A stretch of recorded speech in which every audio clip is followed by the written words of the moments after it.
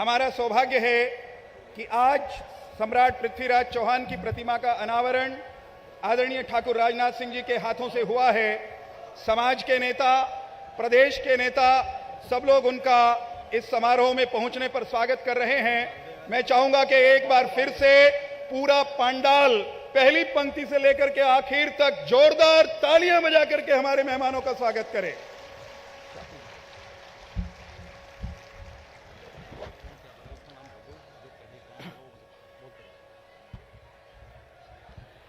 ये जो पीछे जो केसरिया ध्वज लहरा रहे हैं, इनके साथ जो हमारे जो समाज के 36 बिरादरी के जो भाईचारा है, आपसे आग्रह है कि एक बार आकर के पंडाल में स्थान ग्रहण करें।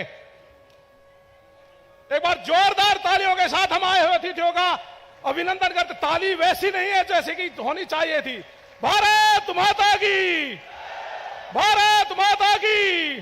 ठाकुर राजनाथ सिंह, नहीं आया मजा। ठाकुर राजनाथ सिंह, ठाकुर राजनाथ सिंह, माननीय मनोहर लाल जी, माननीय मनोहर लाल जी, ओम प्रकाश धनखड़ जी, ओम प्रकाश धनखड़ जी, डॉक्टर अरविंद शर्मा जी,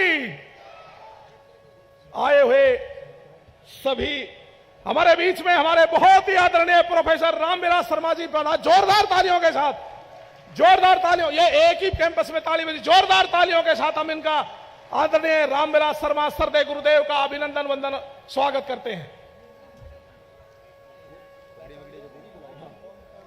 अब मैं आग्रह करता हूं राजपूत सभा की भाई संजय सिंह जी,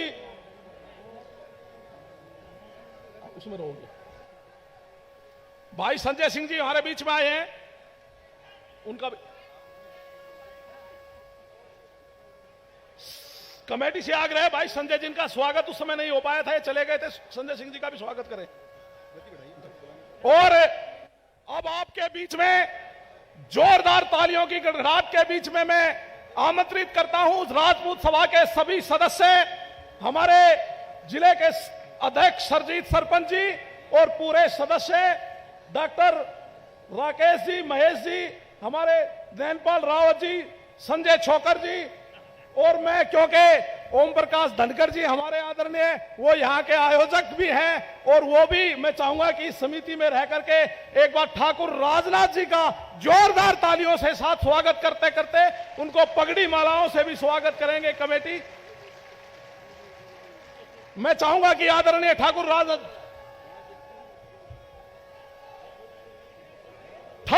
राजनाथ जी को जय श्री राम, ठाकुर राजनाथ जी को जय श्री राम, ठाकुर राजनाथ जी को जय श्री राम। श्री रामविलास शर्मा जी से भी जय भवानी, जय भवानी, जय श्री राम, जय श्री राम। पृथ्वीराज चौहान, पृथ्वीराज चौहान, पृथ्वीराज चौहान, भारत माता की। इनके साथ साथ हमारे प्रदेश के यशस्वी मुख्यमंत्री आदरणीय मनोहर लाल जी का पूरी कमेटी स्वागत कर रही है जोरदार तालियों के साथ। माननीय मनोहर लाल जी को जय श्री राम। आवाज में दम करो भाई। माननीय मनोहर लाल जी को जय श्री राम, माननीय मनोहर लाल जी को जय श्री राम। इनके साथ साथ हमारे आदरणीय ओम प्रकाश धनखड़ जी का मंच पर स्वागत करते हुए टीम, धनखड़ जी को जय श्री राम। और इनके साथ साथ हमारे आदरणीय डॉक्टर अरविंद शर्मा जी सांसद साहब का स्वागत करेगी कमेटी, ढीली ना पड़े। अरे क्या कर रहे हो भाई, क्या कर रहे हो तुम यार। डॉक्टर अरविंद शर्मा जी का स्वागत। क्या हुआ? अरे लेकर आओ ना, कमेटी कहां गई? डॉक्टर अरविंद शर्मा, हाँ वो बोल देगा, डॉक्टर साहब स्वागत दे रहा हूं। इनके बाद रामविलास शर्मा जी हमारी, और इनके बाद अभी दे दो ना, डॉक्टर अरविंद शर्मा जी मंच पर आइए। इनके बाद हमारे आदरणीय सरदे प्रोफेसर रामविलास शर्मा जी का आपकी जोरदार तालियों के बीच में अभिनंदन होगा, स्वागत होगा। जल्दी करो भाई, तुम करके रहे हो। आइए शर्मा जी आइए, आप एक मिनट। जोरदार तालियों के साथ आपके सांसद अरविंद शर्मा जी। हमारे आदरणीय प्रोफेसर, अरे देखो लिया सामान लिया।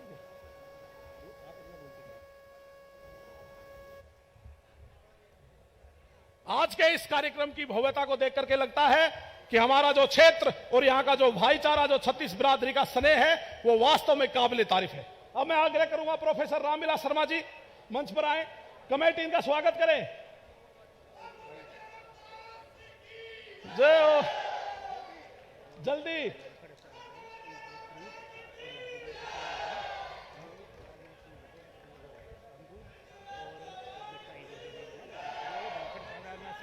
अच्छा अच्छा अच्छा। भारत माता की, शर्मा जी को जय श्री राम।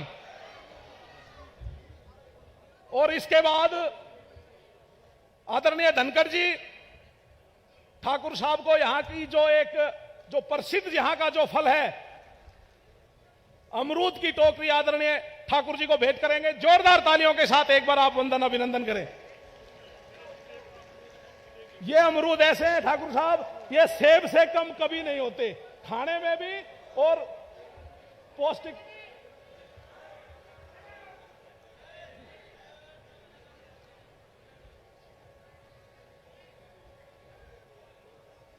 एक ये अजगर माला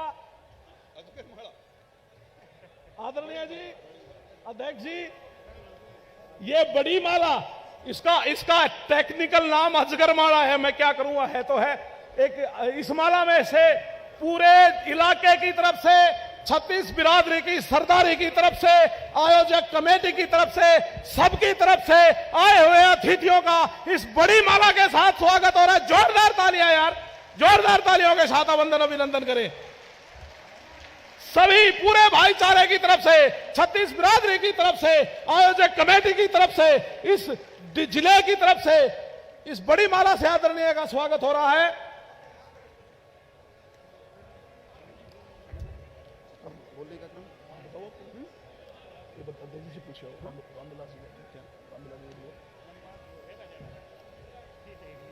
मैं पुनः जो मेरे दाईं ओर जो मंच लगा हुआ है संत समाज का, उन्हें प्रणाम करता हूं।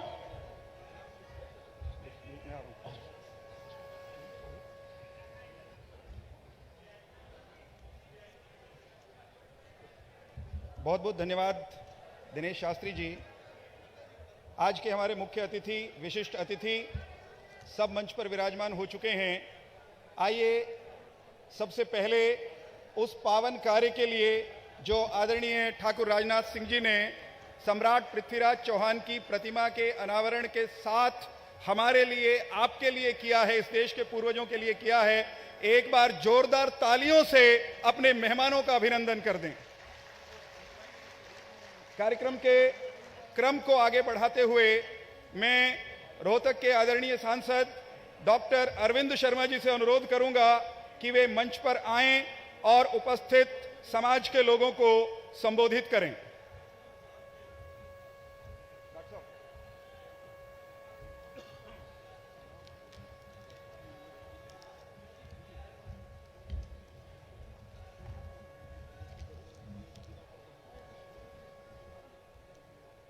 भारत माता की, सम्राट पृथ्वीराज चौहान। आज के एक ऐसे ऐतिहासिक मौके पर हमारे बीच में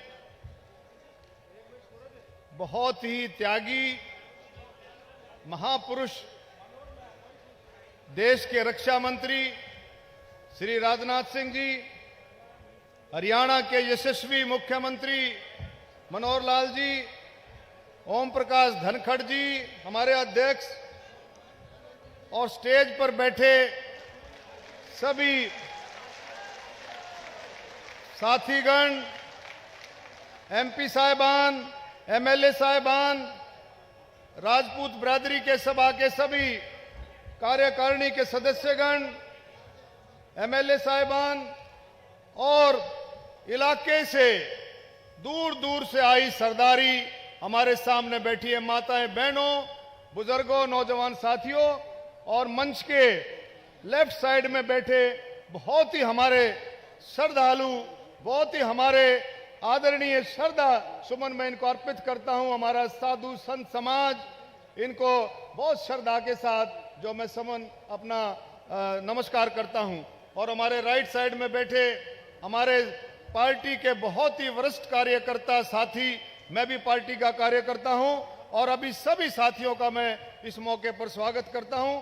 आज के इस मौके पर हमारे बीच में ऐसे महापुरुष, ऐसे त्यागी पुरुष जो हमारे बीच में आए हैं, माननीय राजनाथ सिंह जी, जिन्होंने जिंदगी में कभी स्टेट के लिए, कभी देश के लिए और कभी भाई आप पार्टी के लिए हमेशा त्याग किया है। राजनाथ सिंह जी ने हमेशा त्याग की ये मूर्त हैं। आप देखेंगे कि ऐसे तपस्वी हैं जो हमेशा आगे बढ़ने की, दूसरों को आगे बढ़ाते हैं और पार्टी को आगे बढ़ाते हैं, अपने स्टेट को आगे बढ़ाते हैं, देश को आगे बढ़ाते हैं। ऐसे हमारे रक्षा मंत्री राजनाथ सिंह जी हमारे बीच में हैं। मैं थोड़ी बातों में माननीय रक्षा मंत्री जी, माननीय मुख्यमंत्री जी, आपके बीच में समय कम है, मैं छोटी छोटी बातें हैं जो आपके बीच में मैं रखना चाहूंगा।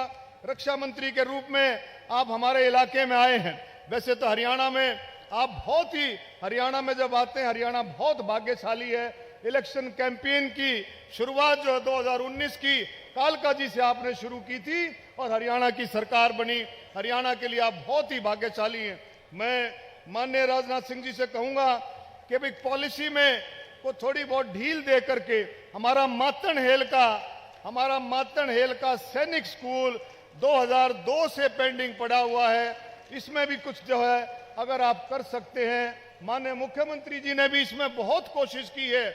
माननीय मुख्यमंत्री जी लगातार प्रयासरत हैं, हमारे धनखड़ साहब प्रयासरत हैं और हमारे पार्टी के सभी कार्यकर्ता, भाई अनिल जी हैं और भी सारे साथी इस काम के लिए प्रयासरत हैं कि किसी तरह से मातन हेल में सैनिक स्कूल की स्थापना हो। 200 एकड़ जमीन पंचायत ने दी है और 2019 में माननीय मुख्यमंत्री जी ने भी इसका जो शिलान्यास किया था, 2002 में जॉर्ज फर्नांडिस जी ने किया था। और मुझे पूरी उम्मीद है कि कोई, हालांकि ये पता लगा कि कुछ ऐसी पॉलिसी बन गई है, कुछ सख्त पॉलिसी बनी है, लेकिन मेरी प्रार्थना है माननीय रक्षा मंत्री जी से कोई रास्ता इसका अगर निकल सकता है तो इसको निकालेंगे तो इलाके के लिए बहुत बड़ी जो है ये मांग है।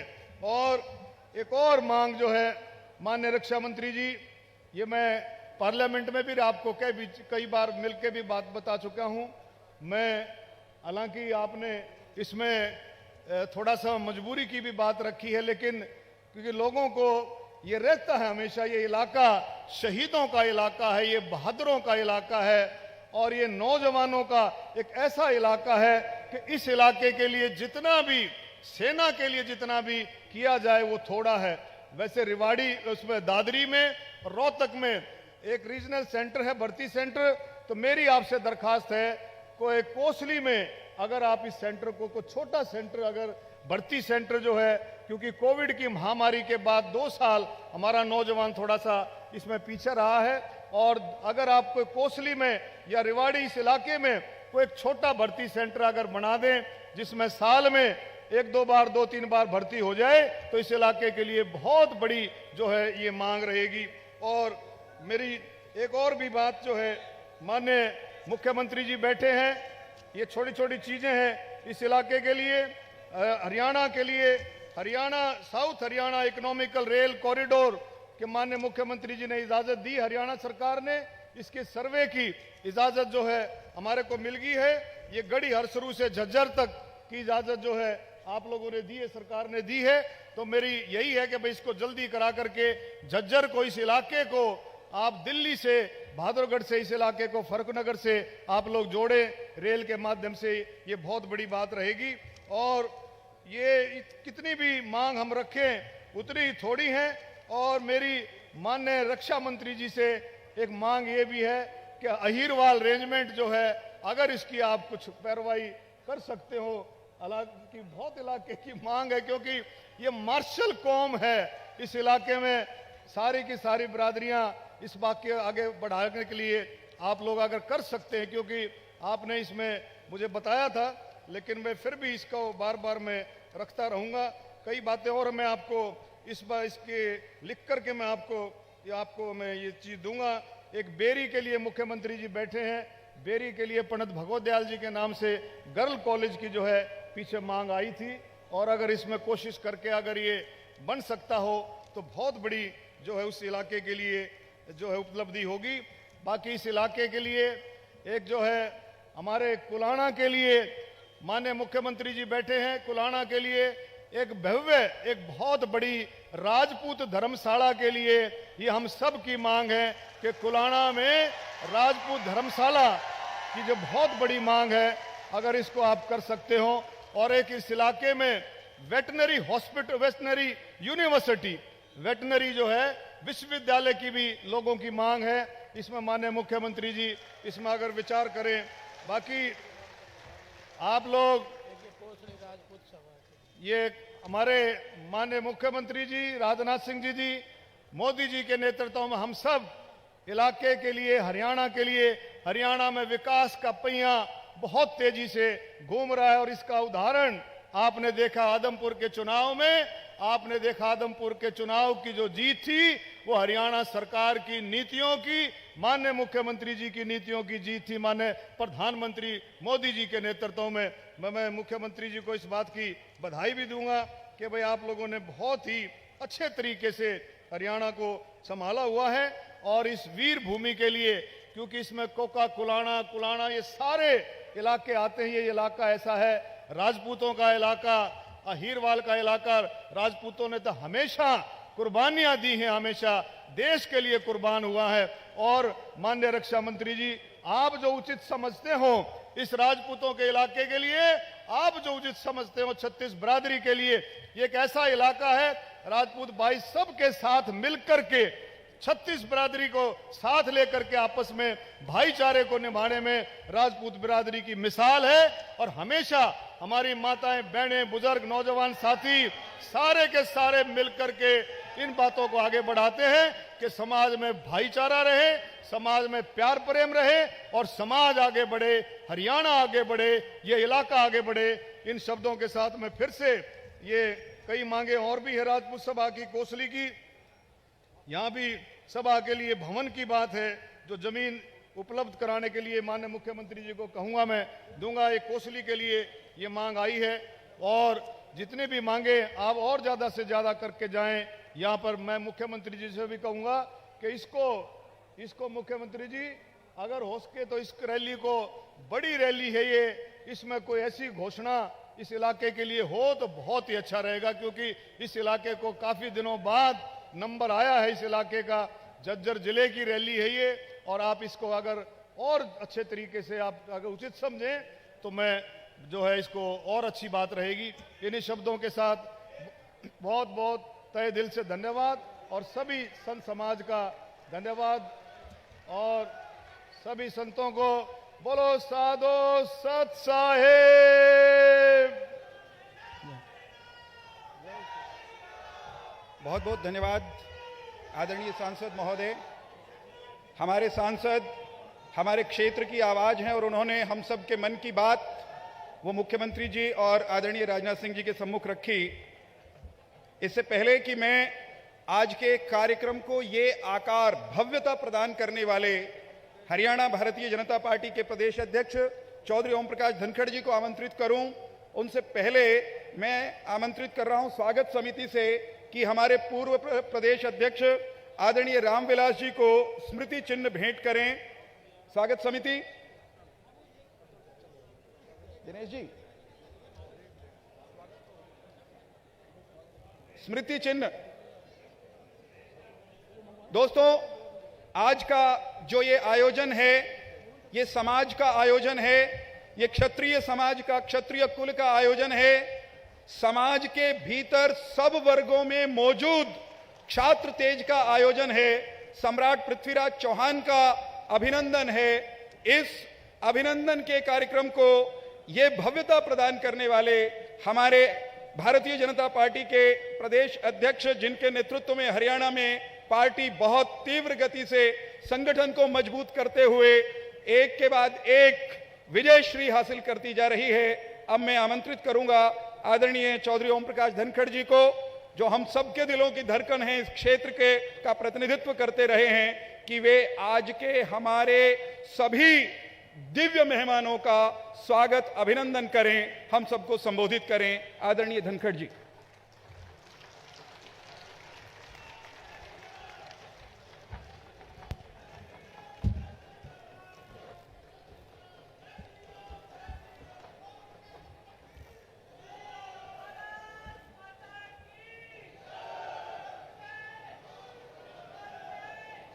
जिनकी वीरता के किस्से सुन सुनकर, जिनकी बहादुरी के किस्से सुन सुनकर हम सब बड़े हुए। कवि भगत सिंह, राजगुरु सुखदेव की समाधि पर राष्ट्रकवि रामधारी सिंह दिनकर गए थे और उन्होंने चाक का टुकड़ा उठा के 2 लाइन लिखी थी, तुमने दिया देश को जीवन, देश तुम्हें क्या देगा, अपनी आंच तेज करने को नाम तुम्हारा लेगा। शब्द भेदी बाण, उस बाण की ताकत दूसरे के मुल्क में आंखें फूटी हुई और उसके बावजूद भी सुल्तान को चित करने वाले जिस बहादुर महापुरुष के मूर्ति के अनावरण के लिए आज ये 36 बरादरी की सरदारी आई है, उसका दोहा हर किसी को बचपन से चंद्र बरदाई की वो लाइनें प्रेरित करती रही है और पृथ्वीराज का वो काम प्रेरित करता रहा है। 4 बांस 24 गज 8 उंगड़ परमार और ताहे पर सुल्तान है मच्चू के चौहान।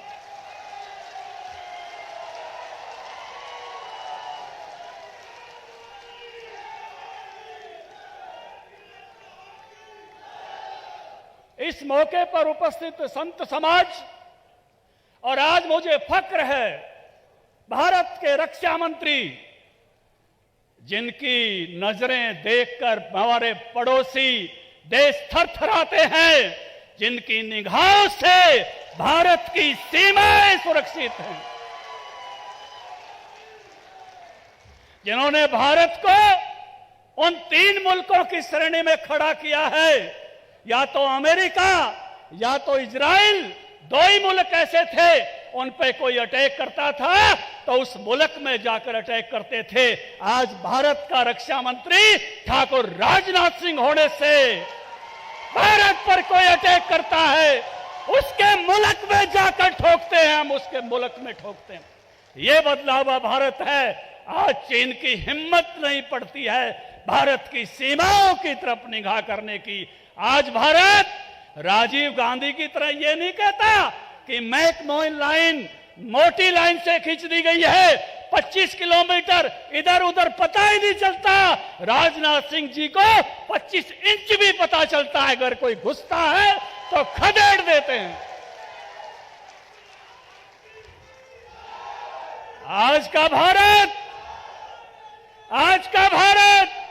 राजनाथ सिंह जी के रक्षा मंत्री का भारत नरेंद्र मोदी को 15 अगस्त पर अपनी बनाई हुई तोपों से सलामी देता है। आज का भारत पानी में अपना विक्रांत उतारता है। आज का भारत हथियार मंगाता नहीं, दुनिया को हथियार देता है। ऐसे भारत के यशस्वी रक्षा मंत्री का स्वागत इस कुलाणा की वीर भूमि पर करते हुए, आदरणीय राजनाथ सिंह जी, ये वीरों की भूमि है। हर घर में फौजी है। हम सेना में भर्ती अगर 10 होते हैं तो बलिदानों में हम 25 होते हैं। ऐसी ये भूमि है।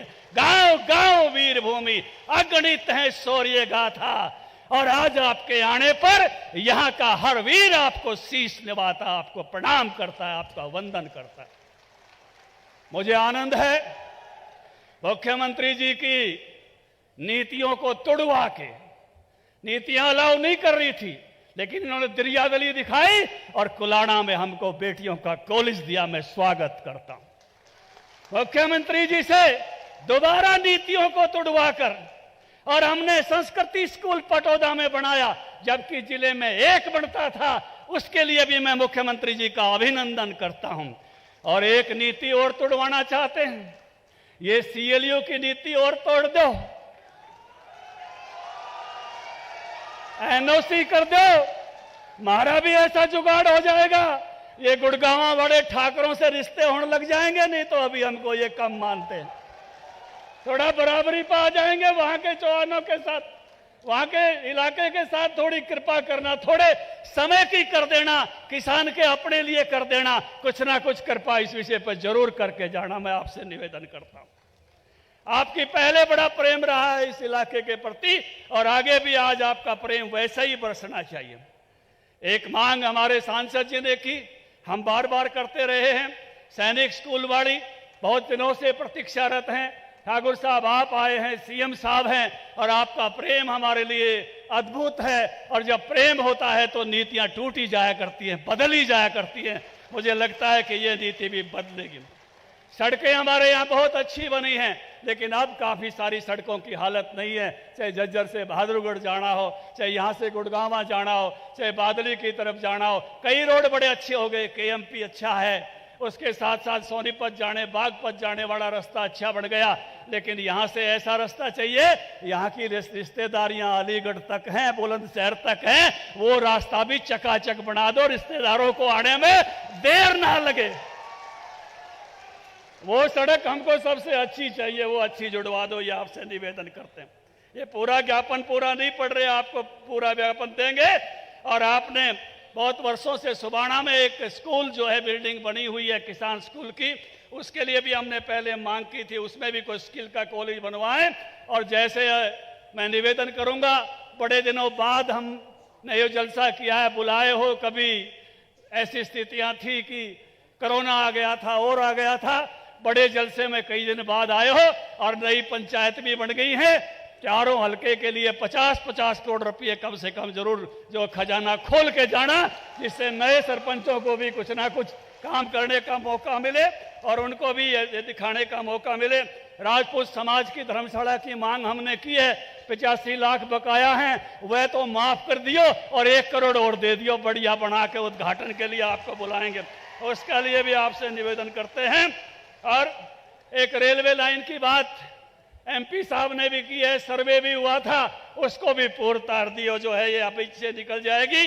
और बाड़सा की जो है एम्स तक अगर मेट्रो का भी एक प्रपोजल पहले से आपके सामने है, वो पूरा हो जाएगा तो दिल्ली से पेशेंट आने और जाने में भी आसानी हो जाएगी। और एक सबसे और महत्वपूर्ण मांग, यहाँ शेर सिंह भी आए हैं और हमारे करणी सेना के साथी भी आए हैं, यहाँ समाज के सभी लोग उपस्थित हैं, भाई संजय सिंह और नैनपाल रावत भी हैं, सुनीता दुग्गल और डीपी वत्स जी भी हैं, रामविलास शर्मा पधारे हैं। और इन सब के सामने कोई भी मुकदमे कोई से भी धरने के प्रदर्शन के हो, चाहे पद्मावती वाले हों, वो भी मुख्यमंत्री जी सारे वापस लेने की कृपा करना, ये मेरा निवेदन है।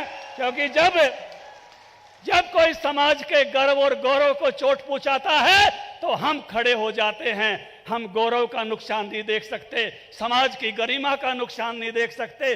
आज आपके नेतृत्व में मान्यवर भारत का गौरव बढ़ाने का काम हो रहा है, जहां सैनिक क्षेत्र में हो रहा है, वहां तीर्थों पर भी हो रहा है। कभी आपकी सरकार विश्वनाथ का गौरव बढ़ाती है, कभी वैद्यनाथ का गौरव बढ़ाती है, कभी महाकाल का गौरव बढ़ाती है और कभी जो है केदारनाथ का गौरव बढ़ाती है। ये समाज जो सामने बैठा है, ये भी गौरव और गरिमा के लिए लड़ा करता है, ये हम भी गौरव के लिए लड़ते हैं, ये संत समाज भी गौरव की बात करता है। और इसलिए हम आज का जो चित्र हमने लगाया है वो भी गौरव के लगाया है। उस गरिमा और गौरव नई पीढ़ियों में आता रहे, जो पृथ्वीराज चौहान में था। कुछ दिन पहले राव तुलाराम का भी हमने पाटौदा में लगाया था। हम सब गौरव और गौरव से जीने वाले लोग हैं, इसीलिए सेना में जाते हैं, गर्व और गौरव पर मरते हैं, शान पर मरते हैं। और इसलिए किसी शान के कारण से किसी कानून में गुस्ताखी हो गई हो तो सीएम साहब ये समझ के कि ये शान और आन और बान की लड़ाई थी, ऐसे सब मुकदमे किसी भी समाज के हैं उनको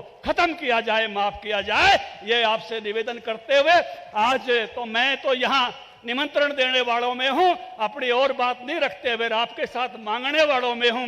हम सुनने आए हैं ठाकुर राजनाथ सिंह जी को, भारत के आलीशान शानदार रक्षा मंत्री को, जिनका एक एक शब्द जब राजनाथ सिंह जी बोलते हैं तो भारत नहीं सुनता, चीन भी सुनता है, पाकिस्तान भी सुनता है, लाइव कैमरे लगाकर सुनते हैं। ऐसे आलीशान रक्षा मंत्री को सुनने के लिए आए, हम भी एक एक शब्द सुनकर जाएंगे और माननीय मनोहर लाल जी को सुनकर जाएंगे। इन्हीं शब्दों के साथ आप सबको प्रणाम करते हुए पौल पृथ्वीराज चौहान अमर रहे, पृथ्वीराज चौहान अमर रहे, जय भवानी, भारत माता की। बहुत बहुत धन्यवाद आदरणीय अध्यक्ष महोदय। एक बार जो हाथ खड़े नहीं हुए सम्राट पृथ्वीराज चौहान के सम्मान में, शुरू से लेकर के आखिर तक एक बार सब हाथ खड़े होंगे। सम्राट पृथ्वीराज चौहान, सम्राट पृथ्वीराज चौहान। आदरणीय धनखड़ जी का धन्यवाद, उन्होंने हमारे मन की जो थी और ऐसी भी कहीं जो हमारे भी मन में आई नहीं थी, वो सारी बात केंद्रीय और प्रदेश के नेतृत्व के सामने रख दी। अब हम सब की निगाहें, हम सब के कान बहुत अच्छी अच्छी बातें अगले दोनों वक्ताओं के श्रीमुख से सुनने के लिए तरसेंगे, उनकी तरफ लगे रहेंगे। मैं हरियाणा के आदरणीय मुख्यमंत्री जी को मंच पर आमंत्रित करने से पहले, आपसे रूबरू होने के लिए आमंत्रित करने से पहले उनकी उदारता का जिक्र करना आवश्यक समझता हूं। महाराणा प्रताप की जयंती का आयोजन हो रहा था अंबाला में। अपने में से बहुत सारे लोग वहां गए होंगे। कोई पूर्व योजना नहीं थी, कोई पूर्व तैयारी ना हमारी थी और ना उनके मन में थी। मंच पर मुख्यमंत्री जी बैठे थे, उनका उद्बोधन होने वाला था। हम में से कुछ लोगों के मन में आया कुछ तो नया काम बढ़िया सा होना चाहिए। वहीं पल भर पहले, क्षण भर पहले मुख्यमंत्री जी से अनुरोध किया कि महाराणा बागवानी विश्वविद्यालय करनाल में बन रहा है, उसका नाम आप अगर घोषित कर दें महाराणा प्रताप के नाम से तो समाज आपका आभार मानेगा।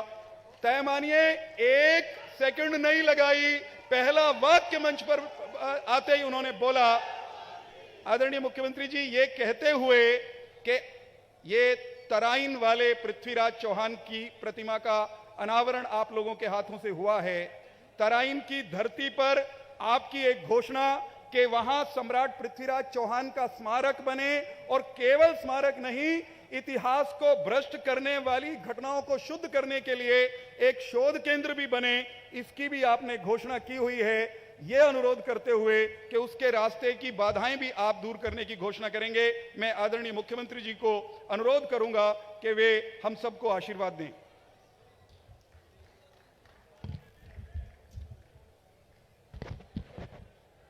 आदरणीय जी, 1 मिनट का समय लेंगे बस। एक हमारे बीच में उत्तरी भारत के बहुत मशहूर कलाकार जो विशेष रूप से देशभक्ति के गाना गाते हैं, वीरपाल सिंह खरकिया और नुसरत जी, दोनों आप मंच पर आ जाएं, आपको भी सम्मानित किया जाएगा। मान्यवर, आज जो ये पूरा जो आप पंडाल देख रहे हो, ये हम पूरे इस इलाके की सरदारी 36 बिरादरी इस कार्यक्रम में लगी हुई और ये कार्यक्रम अब सफल होने जा रहा है। आदरणीय अध्यक्ष जी का पूरा इसमें दिशा निर्देश रहा। मेरे को कोई भाषण नहीं देना, मैं तो मात्र इतनी बात कहने के लिए आपके बीच में आया हूं कि आपका आशीर्वाद, आपका स्नेह, आपका प्यार अगर यूं ही बना रहेगा तो ये केसरिया, ये भगवा ध्वज यूं ही लहराते रहेंगे और ये सरदारी बार बार आपका अभिनंदन करती रहेगी। बहुत बहुत धन्यवाद। जब तक वीरपाल जी मंच पर आते हैं, मैं हमारे बहुत ही आदरणीय प्रदेश के यशस्वी मुख्यमंत्री, ऐसे नहीं भाई, मैं बोलूंगा मनोहर लाल जी को जय श्री राम, दोनों हाथ खड़े, जब तक एक भी हाथ नीचे रहेगा माननीय जी यहां पर नहीं आएंगे। मनोहर लाल जी को जय श्री राम, मनोहर लाल जी को जय श्री राम। माननीय मनोहर लाल जी, मुख्यमंत्री हरियाणा सरकार, आदरणीय गुरुदेव, धन्यवाद।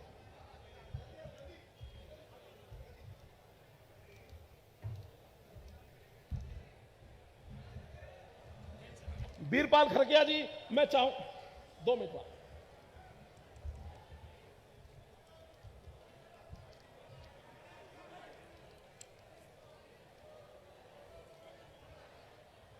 मेरे प्यारे पराक्रमी वीरों, आपके पराक्रम की जानकारी चाहिए। भारत माता की नहीं मिली अभी पूरी जानकारी। भारत माता की दिल्ली भी आवाज पहुंचा दो। भारत माता के धन्यवाद।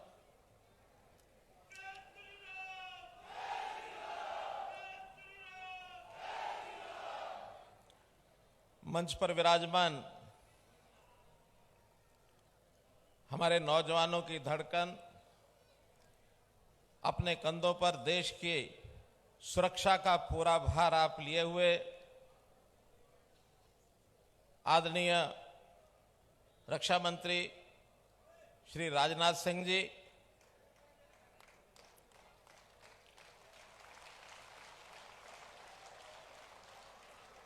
हरियाणा के हमारे भारतीय जनता पार्टी के बहुत ही जोशीले जुझारू अध्यक्ष श्री ओम प्रकाश धनखड़ जी,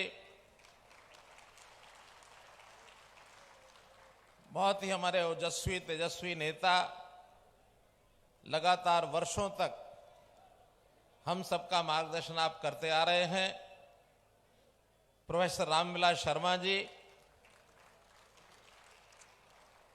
हमारे यहाँ के सांसद भाई श्री अरविंद शर्मा जी, सांसद सिरसा से हमारी बहन सुनीता दुग्गल जी,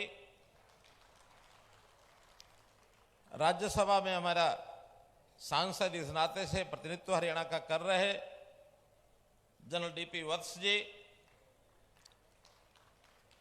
हमारे इस आसपास के इलाकों से पधारे हुए विधायकगण श्री मोहनलाल कौशिक जी, श्री संजय सिंह जी, श्री लक्ष्मण यादव जी, श्री नयनपाल रावत जी, श्री सत्यप्रकाश जरावता जी, पार्टी के जिला अध्यक्ष श्री विक्रम काद्यान जी, राजपूत सभा के हमारे अध्यक्ष श्री सुरजीत सिंह चौहान जी, महिला मोर्चा प्रदेश अध्यक्षा बहन सुमित्रा चौहान जी, ठाकुर विक्रम सिंह जी, मंच संचालक श्री दिनेश शास्त्री जी, वीरेंद्र चौहान जी, उपस्थित अन्य सभी मंचासीन श्रेष्ठजन, दाएं बाएं मंचों पर विराजमान संत समाज, उपस्थित बुजुर्गों, माताओं, बहनों, नौजवान साथियों, पत्रकार छायाकार मित्रों, बहुत ही एक गौरव का यह दिन है आज, जिन्होंने देश के इतिहास में ऐसे नए नए कीर्तिमान स्थापित करके देश की सांस्कृतिक दिशा को, सामाजिक दिशा को मोड़ दिया है। ऐसे हमारे पराक्रमी सम्राट पृथ्वीराज जी चौहान, उनके आज प्रतिमा का अनावरण करने का यह सुनहरा दिन, इसका मैं अनुभव किया और इस जोश में, पूरे इस उत्साह के साथ इस इलाके की जो सरदारी है इकट्ठी हुई है, मैं आप सबका अभिनंदन करता हूं, आपको नमन करता हूं, आपका स्वागत करता हूं।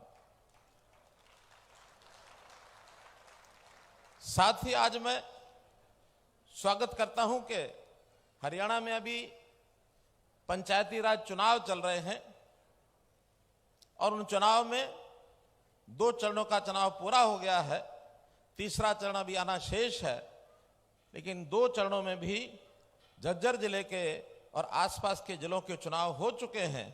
परिणाम इस नाते से सरपंच और पंचों का परिणाम आ चुका है, तो जो भी इन जिलों में यहां उपस्थित अथवा नहीं भी उपस्थित हैं, तो ऐसे हरियाणा के जो पंच और सरपंच जीत चुके हैं, उन सबको बहुत बहुत बधाई, बहुत बहुत शुभकामनाएं। भाई बहनों, आज का दिन ये इतिहास को जीवित करने का एक ये दिन है। इतिहास तो लगातार चलता है, लेकिन अगर उस इतिहास की घटनाओं को स्मरण न किया जाए तो इतिहास कहीं ना कहीं खो जाता है। और यदि लगातार स्मरण करते रहेंगे तो हमारे आने वाली पीढ़ी, वर्तमान पीढ़ी, इन सबको उनके जीवन से, जो इतिहास के अंदर जिन स्तंभ रूप में खड़े रहे हैं, उनके जीवन से प्रेरणा मिलती है। तो ऐसी शख्सियत सम्राट पृथ्वीराज जी चौहान की रही है, जिन्होंने कितनी ही लड़ाइयां लड़ी। एक दुर्भाग्य स्थिति रही, दुर्भाग्यपूर्ण के इतिहास को बहुत ही विकृत करके, तोड़ मरोड़ करके पेशित किया जाता रहा। मोहम्मद गौरी की जीत का वर्णन तो कर दिया जाता है, लेकिन मोहम्मद गौरी को जिस प्रकार से हराया, परास्त किया, पृथ्वीराज जी ने जिस प्रकार से मुकाबला किया, पृथ्वीराज जी ने जो अपनी जीत हासिल की, उस समय उनके लोग जो जिन्होंने साथ उनको दिया, उनके इतिहास को बहुत सिंपल से, थोड़े से तरीके से और रखा जाता है। ये दुर्भाग्यपूर्ण बात है। इसी बात को लेकर के हमने पीछे त्रावड़ी जिला करनाल में सम्राट पृथ्वीराज चौहान का एक स्मारक, न केवल स्मारक बल्कि एक शोध संस्थान, उस शोध संस्थान में अपने देश का जो उज्जवल इतिहास है और इन लोगों के जितने भी उस समय के कारनामे जो इन्होंने अच्छे किए देश के लिए, उन सबको उजागर करने के लिए एक शोध संस्थान बनाया जाएगा और उसकी छोटी मोटी बाधाएं हैं उनको सबको दूर करके बहुत जल्दी उस स्मारक बन जाएगा। मित्रों, पृथ्वीराज जी चौहान का संबंध हरियाणा से बहुत गहरा रहा है।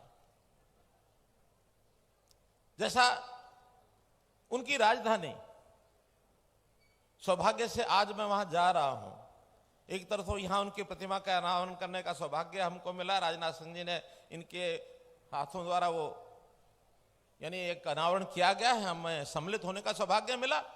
और जो सम्राट पृथ्वीराज जी चौहान की जो राजधानी हरियाणा में रही, वो हांसी में रही है। अभी 1 घंटे के बाद हमारा हांसी में कार्यक्रम है, वहां भी मैं जाकर आ रहा हूं। दोनों स्थानों का संबंध उनका, और त्रावड़ी तो मेरे अपने क्षेत्र में है ही है।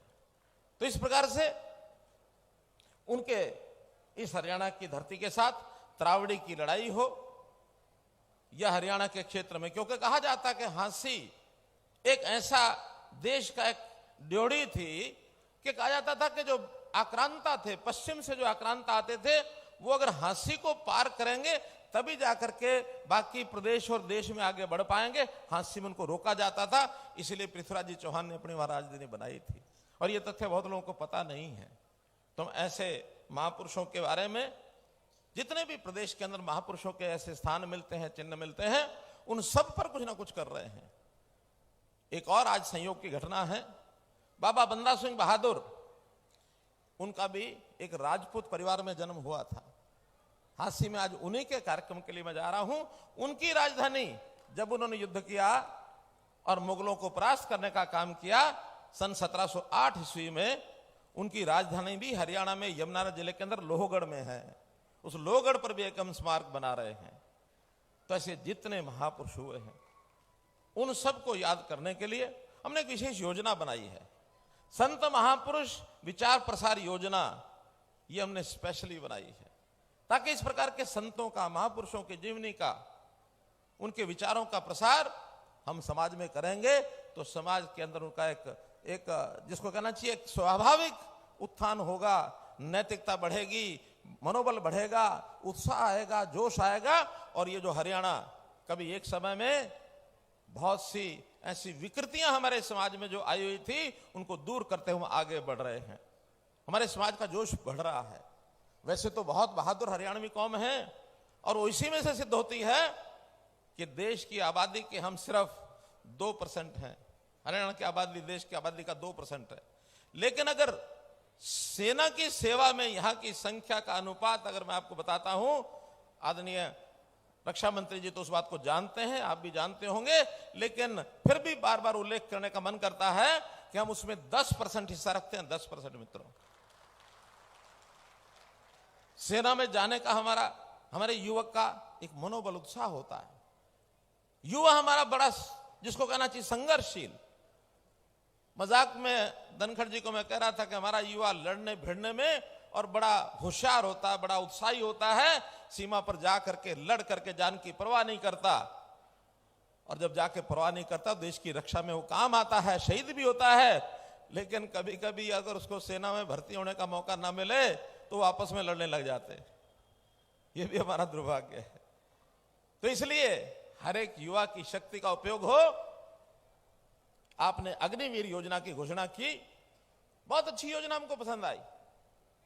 पता, विपक्ष के लोग शोर मचाते थे कि 4 साल के बाद वापस आएंगे, क्या करेंगे।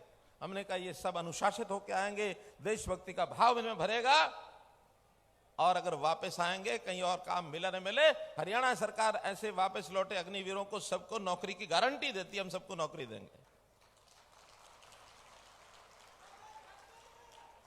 और ये योजना लगातार सुचारू रूप से चल रही है। अभी भी भिवानी में आजकल भर्ती उसकी चल रही है, 3000 भर्ती वहां से निकली है, एक राउंड पहले हो चुका है, दूसरा लगातार ये भर्ती बढ़ती रहेगी और ये संख्या और भी बढ़ेगी तो समाज में एक अनुशासन आएगा और एक वीरों की धरती उसको और आगे बढ़ने का एक मौका मिलेगा। मैं कुल मिलाकर के बहुत अधिक अगर यहां बोलता हूं तो फिर आदरणीय राजनाथ सिंह जी को हमको सुनना है।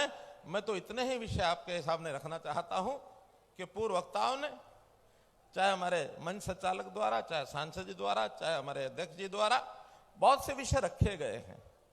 अब क्योंकि इलाके में एक अपेक्षा होती है कि मुख्यमंत्री आए हैं तो पूछेंगे क्या लाए हैं, और जब जाने लगेंगे फिर पकड़ लेंगे क्या दे के जाओगे, अगली बार आओगे तो क्या लाओगे। तो मेरा ये दायित्व है, मेरी जिम्मेवारी है कि पूरा हरियाणा ये विकसित हो, आगे बढ़े, यहाँ की समस्याओं को कैसे हम दूर करें, विभिन्न संस्थाओं के माध्यम से जो काम किए जा रहे हैं उनको कैसे हम पुष्पित पल्लवित करें। मैं बधाई देता हूं यहाँ की राजपूत सभा को कि जिन्होंने सम्राट पृथ्वीराज चौहान की जो प्रतिमा बनाई है इसके ऊपर अपनी ही योजना से 50 लाख रुपए इकट्ठा करके इस काम को किया है। मैं राजपूत सभा को बहुत बधाई देता हूं। और साथ ही राजपूत सभा झज्जर की धर्मशाला का एक विषय आया कि वहां कोई जमीन ली गई थी और वो किन्हीं कारणों से उसका पैसा समय पर पहुंचाया नहीं तो उसका 88 लाख रुपए बकाया हो गया है। तो मैंने कहा है कि उसमें से जरा उसके 2 हिस्से कर लो, एक तो उसकी इंस्टॉलमेंट कितनी है, उसका ब्याज कितना है, कम से कम आधे से ज्यादा तो ब्याज ही होगा। तो मैं विश्वास दिलाता हूं कि उसको आधे करने का काम तो मैं करा ही दूंगा।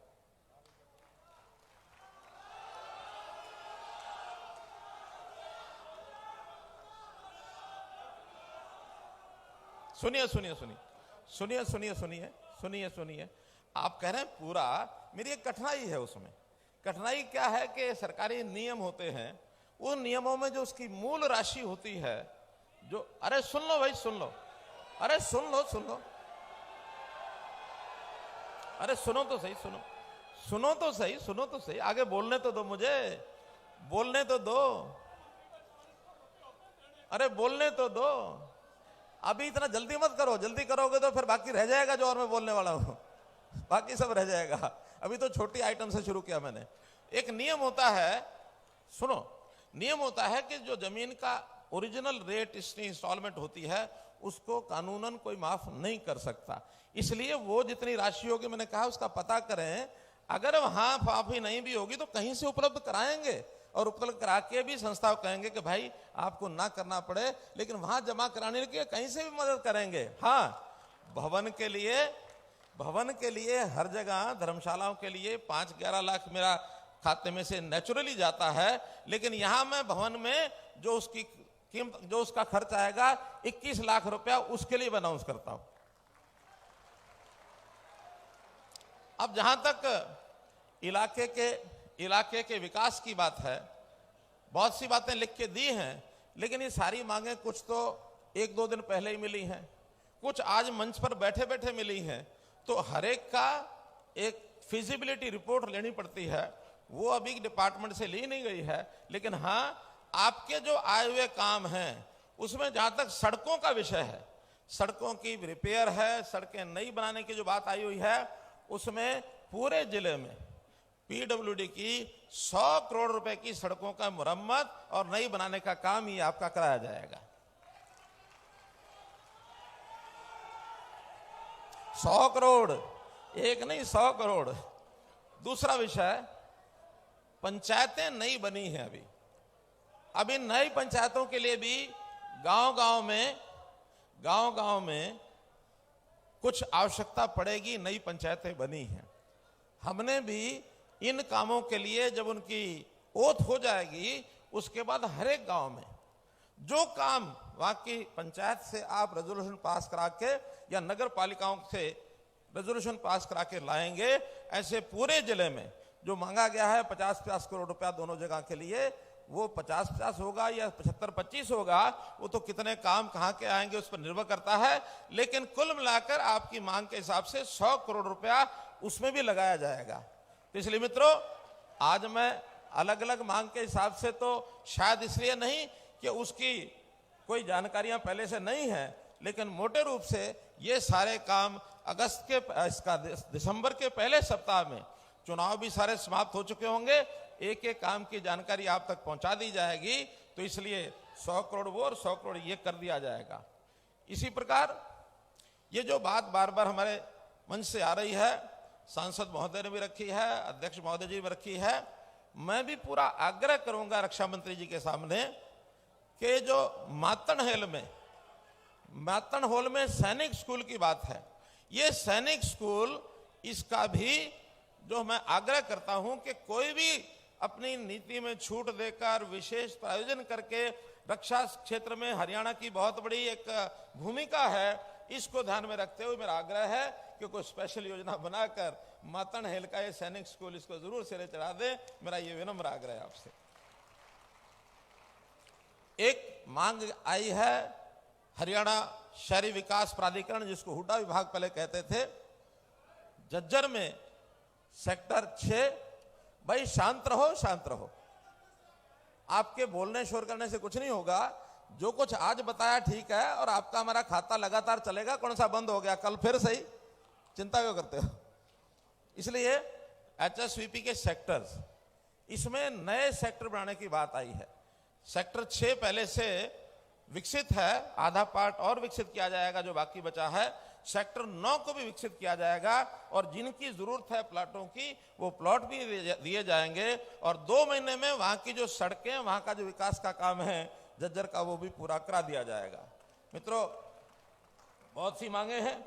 एक जल भराव है खेतों में, लगभग 10,000 एकड़ के अंदर जल भराव, ये भी डिप्टी कमिश्नर को आदेश दे दिए हैं। अगले 2 महीने के अंदर पानी इसका बाहर निकाल करके और बोने लायक वो जमीन बन जाए, क्योंकि बहुत बड़ा एरिया है, इसलिए आपकी रबी की फसल उसमें बोई जा सके, इसका जरूर प्रबंध किया जाएगा। फिर किसान स्कूल, जो धनखड़ जी ने कहा कि किसान स्कूल है यहां, तो किसान स्कूल को उसको मंजूर किया जाता है। वो स्किलिंग का स्कूल, हुनर के विकास का स्कूल, उसमें तुरंत चलाया जाएगा अगले सेशन से, इसलिए वो बिल्डिंग खाली नहीं रहेगी, उस स्कूल का भी और ये काम पूरा कर दिया जाएगा। तो मित्रों, जो बातें आपके ध्यान में मैंने करानी थी वो कराई हैं। फिर भी चूंकि मैंने बताया कि डिमांड्स लेट हो गई, अगर टाइम से पहले आती तो इनका फिजिकल जो भी कोई वेरिफिकेशन कराना था, फिजिबिलिटी, वो करा के लाई जाती, अभी भी चुनाव समाप्त होते ही, क्योंकि अभी चुनाव चल रहे हैं। इस महीने के अंत तक ये चुनाव सब समाप्त हो जाएंगे। दिसंबर पहले सप्ताह में इन सारी चीजों की प्लानिंग बना करके आप तक भेज दिया जाएगा। आपने अभी चूंकि हमारे रक्षा मंत्री जी का भाषण सुनना है, इसलिए उनके भाषण के और आपके बीच में मैं ज्यादा न रहूं। मुझे जो कुछ कहना था मैंने कहा, कोई बात रह जाए तो भाइयों भूल चूक लेनी देनी। बहुत बहुत धन्यवाद।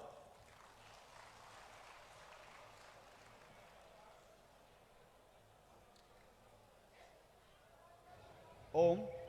आदरणीय मुख्यमंत्री जी का आभार। उन्होंने बहुत सारी मांगों पर जो हम चाहते थे वो किया है, और आने वाले समय में और भी चीजें उस तरह की जो हम चाहते हैं होने वाली हैं।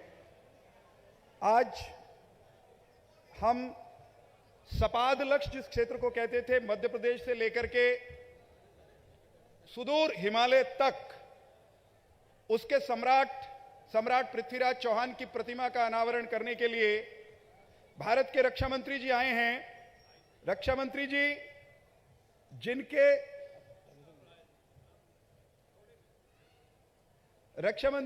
जिनके तिलक करने के बाद रफाल जो है वो भारत के आसमान की रक्षा करते हुए घर्राता हुआ हमको दिखाई देता है। ऐसे रक्षा मंत्री जी जो संघ की शाखा में शाखा कार्यवाह से शुरू होकर और एक दिन फिर कृषि मंत्री हुए, तो किसान, हरियाणा किसानों का प्रदेश है, किसान के जो ब्याज की दर कम करने वाले ऐसे हमारे नेता, जिन्होंने 2 बार भारतीय जनता पार्टी के अध्यक्ष के रूप में देश का नेतृत्व किया, और नरेंद्र मोदी जी जैसे प्रधानमंत्री के रूप में हमें एक ऐसा अद्भुत हीरा दिया अध्यक्ष के नाते, हम आदरणीय रक्षा मंत्री जी को आमंत्रित करें। उससे पहले दिनेश जी,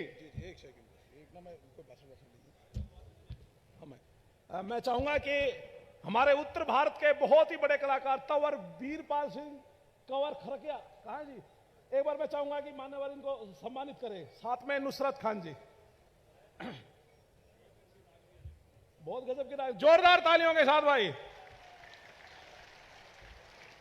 भारत माता की, भारत माता की जय श्री राम, जय जय श्री राम, जय भवानी। पत्थर को भी कर दे पानी, पत्थर को भी कर दे पानी। भारत माता की, भारत माता की। माननीय ठाकुर राजनाथ जी को जय श्री राम। ऐसे नहीं होता भाई। माननीय ठाकुर राजनाथ जी को जय श्री राम, जय श्री राम, जय श्री राम। बहुत बहुत धन्यवाद।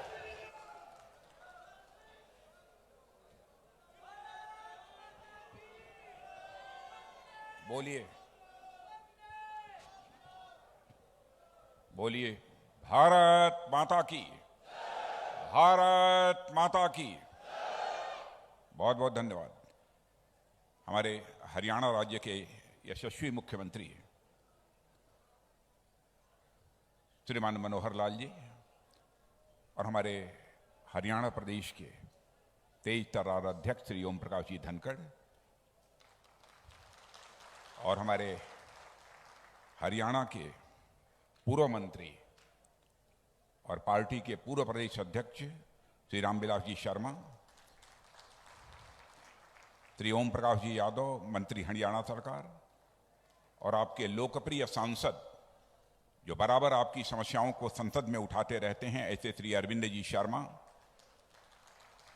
वैसे ही तेज तर्रार सांसद श्रीमती सुनीता जी डिग्गल, आपके राज्यसभा सांसद जो लेफ्टिनेंट जनरल भी रहे हैं, सेना में भी इन्होंने अपनी सेवाएं दी हैं, शानदार सेवाएं दी हैं, ऐसे डीपी वत्स जी और आपके तेज तर्रार विधायक श्री संजय सिंह, नयनपाल रावत विधायक, श्री सत्य प्रकाश जी जरावत विधायक, श्री मोहनलाल विधायक, श्री विक्रम सिंह प्रदेश उपाध्यक्ष, श्री शेर सिंह राणा। शेर सिंह राणा जी कहाँ हैं?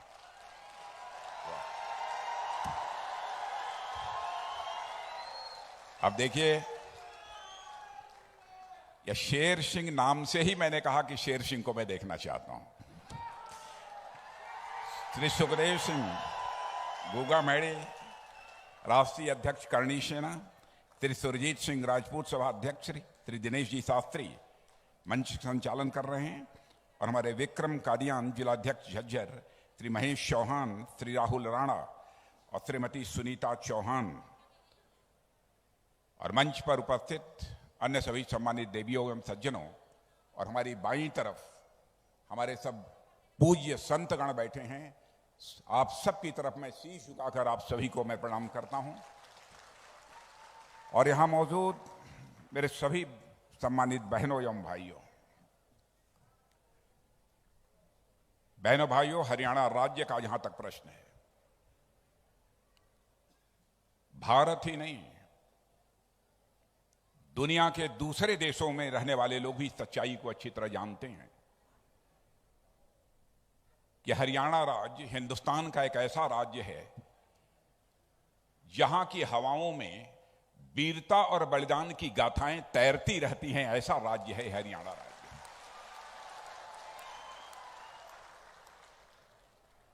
और ऐसे राज्य में जब मुझे जानकारी प्राप्त हुई, ओम प्रकाश जी धनखड़ और आपके यशस्वी मुख्यमंत्री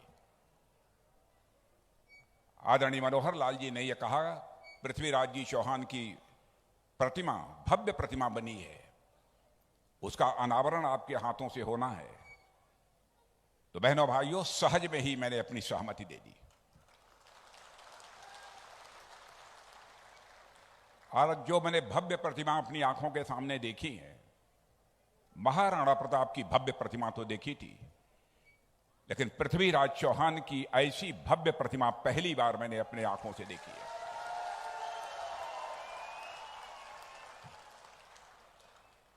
और जो ये पहल आप लोगों के द्वारा की गई है, इसके लिए मैं एक बार शीश झुकाकर आप सभी बहनों भाइयों का अपनी तरफ से हार्दिक अभिनंदन करता हूं, आप सभी का स्वागत करता हूं।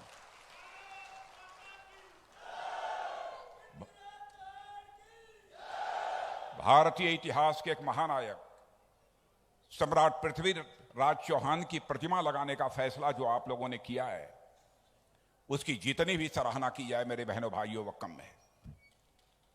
और आप सभी जानते हैं कि महाराजा पृथ्वीराज चौहान यदि पैदा हुए थे तो गुजरात की धरती पर पैदा हुए थे, और इनकी गणना भारत के उन महान शासकों में होती है जिन्होंने केवल एक बड़े भूभाग पर ही राज नहीं किया था, एक बड़े भूभाग पर ही हुकूमत नहीं चलाई थी, बल्कि अपने शौर्य, पराक्रम, साहस के कारण अपने क्षेत्र और अपने देश की जनता के दिलों पर भी राज करने का काम यदि किसी ने किया था तो वह पृथ्वीराज जी चौहान ने किया था। मेरे बहनों भाइयों, भारत के उत्तरी क्षेत्र जिसमें आज का हरियाणा है, पंजाब है, राजस्थान है, पश्चिमी उत्तर प्रदेश शामिल हैं, पर राज करने वाले सम्राट पृथ्वीराज चौहान भारतीय जनमानस की स्मृति पटल पर अंकित थे, अंकित हैं और भविष्य में भी यही अंकित रहेंगे, यह मैं विश्वास के साथ कह सकता हूं। और उनके प्रति लोगों के मन में कितना सम्मान का भाव है, इसका सहज ही अनुमान इस बात से आप लगा सकते हैं। 1100 वर्ष गुजर जाने के बावजूद आज भी लोगों के दिलों में यह तड़पन है, महाराजा पृथ्वीराज चौहान की भव्य प्रतिमा लगनी चाहिए। और इस हरियाणा की धरती पर आप लोगों ने महाराजा पृथ्वीराज चौहान की भव्य प्रतिमा लगाकर आपने दिखा दिया। मैं जानता हूं पृथ्वीराज चौहान के संबंध में बहुत सारी बातें आप लोगों ने पढ़ी होंगी इतिहास के पन्नों पर और लोगों के द्वारा भी सुनी होंगी। बहुत विस्तार में नहीं जाऊंगा, लेकिन उनके बारे में भी यहां पर मौजूद हूं तो कुछ बातें आपके सामने मैं यहां रखना चाहूंगा। अंग्रेज इतिहासकार जेम्स टॉड ने सम्राट पृथ्वीराज चौहान को अंतिम हिंदू राजा कहा था, जबकि सच्चाई है कि हम सभी जानते हैं कि यह बात ऐतिहासिक रूप से सही नहीं है। सच्चाई यह है कि उनके बाद भी भारत के अनेक हिस्सों में हिंदू शासकों का शासन रहा है, और जिसमें सबसे उल्लेखनीय है छत्रपति शिवाजी जी महाराज का मराठा शासन भी रहा है। यदि हम दिल्ली की बात करें तो दिल्ली पर भी अंतिम हिंदू शासक हेमू थे, जिन्होंने स्वयं ही विक्रमादित्य की उपाधि धारण किया था। और हेमू विक्रमादित्य ने ही 1556 में लड़ी गई इसी पानीपत, हरियाणा की पानीपत की दूसरी लड़ाई में मुगल शासक अकबर का मुकाबला किया था। पूरी लड़ाई में हेमू का पलड़ा भारी रहा, मगर अचानक तीर लग जाने के कारण वह जमीन पर गिर पड़े थे। परिणाम स्वरूप हेमू विक्रमादित्य को हार का सामना करना पड़ा था। इसके बावजूद भी इतिहासकार टॉड ने, अंग्रेज थे, इतिहासकार टॉड ने यह कहा है कि सम्राट पृथ्वीराज एक हिंदू शासक थे। तो इसके पीछे कारण क्या था, मैं समझता हूं इसको समझने की जरूरत है। मेरे बहनों भाइयों, मेरा यह मानना है कि सम्राट पृथ्वीराज भारत की उस सांस्कृतिक चेतना और परंपरा के अंतिम शासक थे जो इस देश की मिट्टी में पैदा हुई और यहीं पर पली और यहीं पर बढ़ी। और इस देश पर आक्रमणकारियों के आने का सिलसिला ईसा के जन्म के 326 वर्ष पहले ही यह प्रारंभ हुआ, मगर सम्राट पृथ्वीराज के शासनकाल तक इस देश पर कोई बाहरी ताकत आकर अपनी सत्ता स्थापित नहीं कर पाई थी। यह करिश्माई शौर्य और पराक्रम का परिचय यदि किसी ने दिया था तो पृथ्वीराज चौहान और उसके पहले के शासकों ने दिया था। इस देश पर आक्रमण सिकंदर ने किया, शेल्यूकस ने किया, मोहम्मद बिन कासिम ने किया, शकों ने किया, हूणों ने किया, तमाम आताताई आए मेरे बहनों भाइयों, मगर वे या तो पराजित होकर चले गए या फिर यहां की संस्कृति में ही वह पूरी तरह से रच बस गए। तराइन की पहली लड़ाई 1191 में जीतकर पृथ्वीराज चौहान ने दुश्मन के प्रति सदा सहता दिखाई, दरियादिली दिखाई, और दरियादिली दिखाते हुए उसे जिंदा वापस लौटने दिया था। कल्पना कर सकते हैं पृथ्वीराज चौहान का मन कितना विशाल था, मन कितना बड़ा था। परिणाम यह हुआ कि अगले ही साल मोहम्मद गोरी एक बड़ा लाव लश्कर लेकर आया और पृथ्वीराज चौहान को इस बार हार का सामना करना पड़ा था। दुश्मन के साथ मानवीय व्यवहार करना और मेरे बहने भाइयों सदा सहता दिखलाना और उसे माफ कर देना, वैसे आमतौर पर लोग कहेंगे कि बहुत अच्छी बात है, बड़ी दिलेरी का परिचय दिया, बड़े मन का काम किया, मगर मैं मानता हूं उसे इतना मौका दे देना कि वह दोबारा पलटकर आप पर हमला कर दे, इसे हमारे यहां एक सद्गुण विकृति कहा गया है। सद्गुण विकृति कहा गया है। और आप पूछेंगे कि यह सद्गुण विकृति क्या होती है, तो यह मानवीय स्वभाव की एक ऐसी कमजोरी है जिसमें व्यक्ति अपनी अच्छाइयों के कारण ही वह कमजोर पड़ जाता है। और यह सद्गुण विकृति केवल सम्राट पृथ्वीराज चौहान की समस्या नहीं थी, बल्कि यह सद्गुण विकृति समस्या धीरे धीरे पैदा हुई जब भारत अपने आर्थिक और सांस्कृतिक वैभव पर पहुंचा था, तो हमने शांति को सर्वाधिक प्राथमिकता दी थी। शांति के पुजारी भी हम कहे जाते थे। हमने युद्ध को त्याग कर बुद्ध को अपनाया और पूरे समाज में शांति का और अहिंसा का संदेश देने का काम हम लोगों ने किया। भारत का यह संदेश कई अन्य देशों में भी गया मेरे बहनों भाइयों, और उनमें से कई देशों में तो महात्मा बुद्ध के उपासक बहुत बड़ी संख्या में बन गए। मगर धीरे धीरे यह सद्गुण समाज को युद्ध से इतना दूर ले गया कि हमारे अंदर अपने अस्तित्व के लिए भी लड़ने की इच्छा धीरे धीरे यह समाप्त होती चली गई। प्रख्यात इतिहासकार आर्नल्ड टाइनबी ने लिखा है कि जब कोई सभ्यता अति सभ्य हो जाती है, मैं आपसे निवेदन करना चाहूंगा, आप भी सुन लें, जब कोई सभ्यता अति सभ्य हो जाती है तो कोई न कोई बर्बरता उसे निगल जाती है। भारत की महान सभ्यता व संस्कृति को भले ही कोई निगल नहीं पाया हो मेरे बहनों भाइयों, मगर शासन सत्ता के स्तर पर जो कमजोरी हुई उसका खामियाजा भारत को सदियों तक गुलामी के रूप में भुगतना पड़ा है। इस हकीकत को भी हमें समझने की जरूरत है। पहले तुर्कों ने, फिर मुगलों ने और बाद में अंग्रेजों ने इस महान देश पर बहुत कम संख्या में होने के बावजूद न केवल राज किया, बल्कि भारत को उसकी जड़ों से काटने की भी उनके द्वारा कोशिश की गई।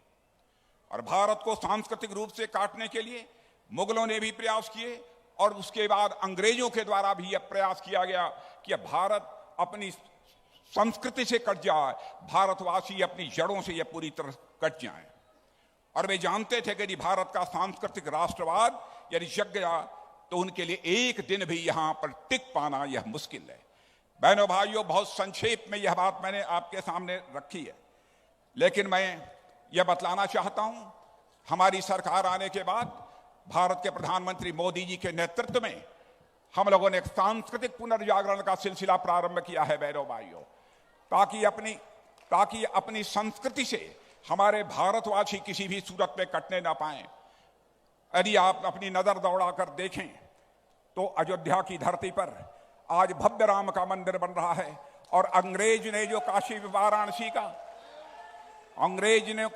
जो काशी विश्वनाथ, औरंगजेब ने जो काशी विश्वनाथ मंदिर जिसको सैकड़ों वर्ष पहले धराशायी कर दिया था, आज अपनी आंखों से जाकर उसका भव्य स्वरूप आप काशी विश्वनाथ का देख सकते हैं, बाबा शिव का देख सकते हैं, बाबा भोले का देख सकते हैं।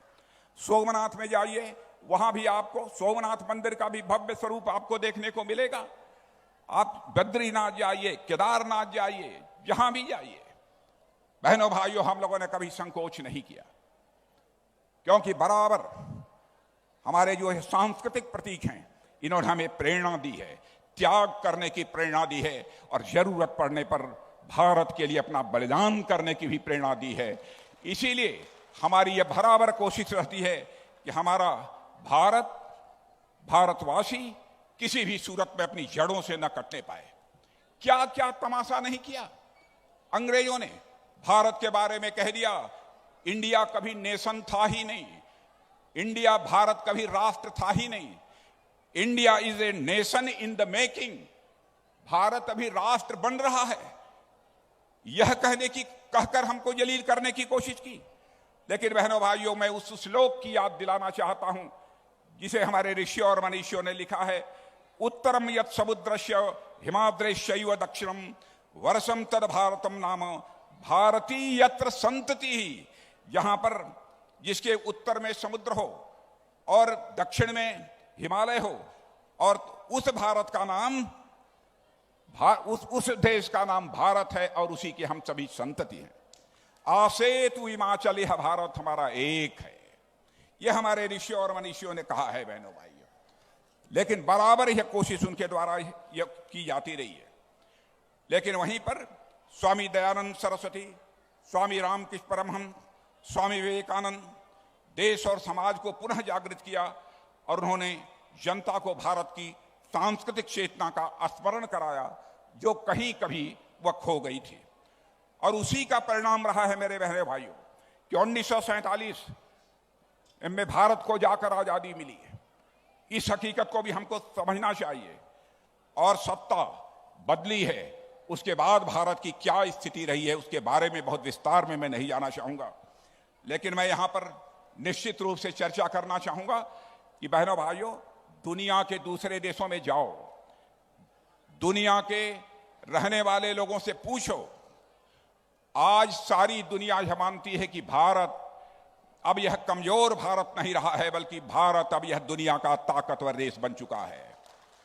एक धारणा सारी दुनिया में भारत के बारे में बनी है। हमारे प्रधानमंत्री मोदी जी की आपने अखबारों में भी देखा होगा, दुनिया के भिन्न भिन्न देशों के राष्ट्राध्यक्षों के द्वारा प्रशंसा की जा रही है। क्या कभी आपने इसके पहले सुना था? मैं बहने भाइयों, मैं दावे के साथ कह सकता हूं, जब दुनिया के राष्ट्राध्यक्ष भारत के प्रधानमंत्री की प्रशंसा करते हैं तो जो भी स्वाभिमानी भारतवासी होगा उसका सीना अपने आप चौड़ा हो जाता है बहनों भाइयों, कि हमारी भारत की इज्जत और प्रतिष्ठा दुनिया में किस तरीके से बढ़ी है। पहले भारत अंतर्राष्ट्रीय मंचों पर कुछ बोलता था तो लोग भारत की बातों को गंभीरता पूर्वक नहीं लेते थे, लेकिन आज यदि भारत अंतर्राष्ट्रीय मंचों पर कुछ बोलता है तो लोग कान खोलकर सुनते हैं कि भारत बोल क्या रहा है। यह भारत की हैसियत दुनिया में बनी। और यह हरियाणा की धरती बहुत सारे बहादुरों को, वीरों को पैदा किया है। किसी गांव में चले जाइए, हर गांव में पट्टिका लगी हुई है जिन्होंने भारत की सीमाओं की रक्षा के लिए, इस देश की एकता और अखंडता के लिए अपना सर्वस्व बलिदान कर दिया। वहां आपको पट्टिका देखने को मिलेगी। ऐसे लोगों की यह धरती है।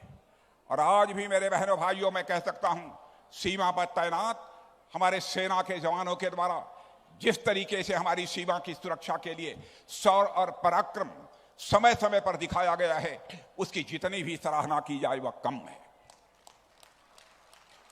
गलवान घाटी में जब भारत और चीन के बीच स्टैंड ऑफ हुआ था, दोनों तरफ से जब सेनाएं खड़ी हुई थी, गुत्थम गुत्था हुआ था बहनों भाइयों, तो हमारे भारत के सेना के जवानों ने जिस शौर्य और पराक्रम का परिचय दिया है, यदि सारी गाथा मैं आपके सामने रख दूं तो अपने आप आपका सीना चौड़ा हो जाएगा बहनों भाइयों। और मैं समझता हूं ऐसे सारे सेना के जवानों का एक बार हाथ उठाकर उनका अभिनंदन किया जाना चाहिए, उनका स्वागत किया जाना चाहिए, तालियां बजाकर किया जाना चाहिए। यह अद्भुत भारत है मेरे बहनों भाइयों, यह अद्भुत भारत है।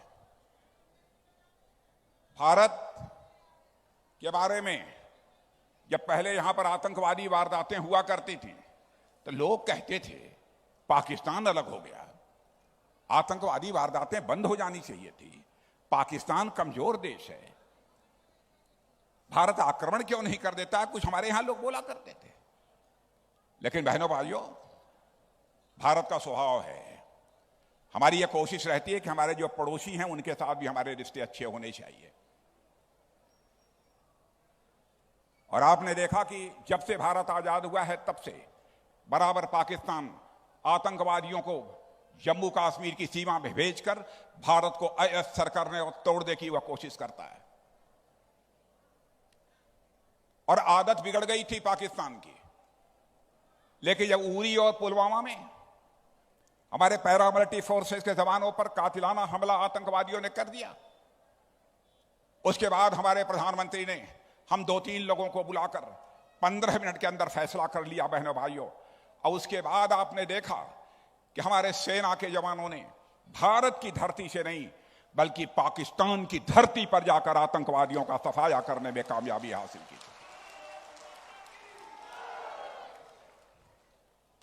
यह शौर्य और पराक्रम भारत के अंदर है। आजाद भारत के इतिहास में ऐसा पहले कभी नहीं हुआ था। लंबे समय तक अंग्रेजों की हुकूमत रही है। गुलामी की मानसिकता से भी मेरे बहनों भाइयों हम सबको बाहर आने की जरूरत है। मुझे याद है कि जब हम लोग पढ़ते थे तब भी लोग उदाहरण दिया करते थे कि अंग्रेजों के शासनकाल में ऐसा हुआ करता था, ऐसा हुआ करता था, वैसा हुआ करता था, उसका गुणगान हुआ करता था। लेकिन आपने देखा इस गुलामी की मानसिकता से भी हम भारतवासी धीरे धीरे मुक्त हो रहे हैं, आजाद हो रहे हैं। अभी हाल में ही हमारे प्रधानमंत्री से अंग्रेजों के जमाने से चली आ रही राजशाही मानसिकता को त्याग कर राजपथ का नाम कर्तव्य पथ पर बदल दिया है मेरे बहनों भाइयों। और इंडिया गेट पर नेताजी सुभाष चंद्र बोस की एक भव्य प्रतिमा भी लगा दी गई है, ताकि नेताजी से लोग प्रेरणा लेकर अपने जीवन में अपने कर्तव्यों का ठीक तरीके से वह पालन करें। इतना ही नहीं, अभी हाल ही में रक्षा मंत्रालय की भारतीय नौसेना, इसका एक अंग्रेजी निशान था इस पर, और वह सेंट जॉर्ज के समय का था। सेंट जॉर्ज के समय का वह निशान पड़ा हुआ था।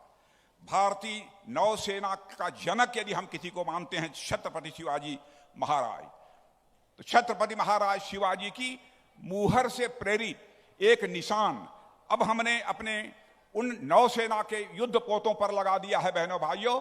और वह सेंट जॉर्ज का वो निशान था, उसको हटा दिया है। धीरे धीरे इस गुलामी की मानसिकता से भारत को मुक्त करने की दिशा में भी हम लोगों के द्वारा तेजी से काम हो रहा है। अंग्रेजों के समय के बने हुए बहुत सारे पुराने कानून जिनकी प्रासंगिकता पूरी तरह से समाप्त हो चुकी थी, 1500 से अधिक कानून हम लोगों ने राज्यसभा और लोकसभा में लाकर उसे तत्काल समाप्त कर दिया है। और ऐसे बहुत सारे और भी कानून पड़े हुए हैं बहनों भाइयों, जिन कानूनों को हम समाप्त करने की अभी योजना बना रहे हैं, उनको भी हम समाप्त करेंगे। इसलिए मैं कहना चाहता हूं कि बहनों भाइयों, यह धरती जहां पर आप लोगों ने पृथ्वीराज चौहान की प्रतिमा लगाई है, आपको प्रेरणा किसने दी? मैं प्रेरणा देने वालों को भी मैं तारीफ करना चाहूंगा कि 1000 साल बाद भी आप पृथ्वीराज चौहान को भुला नहीं पाए। और कभी कभी तकलीफ होती है इस बात की कि बहनों भाइयों, जो हमारे सांस्कृतिक प्रतीक हैं उनको लेकर भी विवाद खड़ा किया जाता है। जो हमारे भारत की सांस्कृतिक अस्मिता से जुड़े हुए हमारे प्रतीक हैं, चिन्ह हैं, उनको भी लेकर विवाद खड़ा किया जाता है। आपको यह जानकारी प्राप्त होगी, G20 यानी दुनिया के ऐसे देशों का एक सम्मेलन यहां पर होने जा रहा है जो कि दुनिया की 85% से अधिक की अर्थव्यवस्था पर अपना होल्ड रखते हैं। दुनिया की 85% अर्थव्यवस्था के ऊपर जिनका एक प्रकार से होल्ड है, कब्जा है, ऐसे सारे बड़े बड़े देशों का एक सम्मेलन से G20 कहते हैं, वह भारत में होने जा रहा है।